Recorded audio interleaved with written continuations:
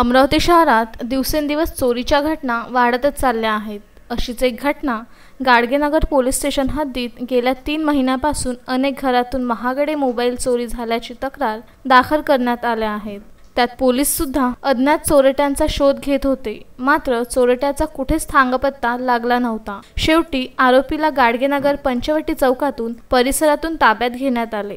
वैभव अडोळे असे अटक करण्यात आलेल्या चोरट्याचे नाव आहे। त्याने साईनगर, राठीनगर, जवाहरनगर अशा अनेक ठिकाणी घरात प्रवेश करून महागडे मोबाईल चोरी करण्याची कबुली पोलिसांना दिली आहे। पोलिसांनी आरोपीजवळील 18 महागडे मोबाईल अंदाजे किंमत 2,39,499 चा माल जप्त केला आहे। ही कारवाई पोलीस आयुक्त डॉक्टर आरती सिंह, पोलीस उपायुक्त यशवंत सोळंके यांच्या मार्गदर्शनात पोलीस निरीक्षक मनीष ठाकरे यांच्या डीबी पथकातील एपीआय महेश इंगोले, पोलीस कर्मचारी बबलू येवतीकर, नरेंद्र ढोबळे, गणेश तव्वर, प्रशांत वानखेडे, जाहीर शेख, मनीष नशीबकर यांनी केली आहे। Vidarbha news bureau, Amravati.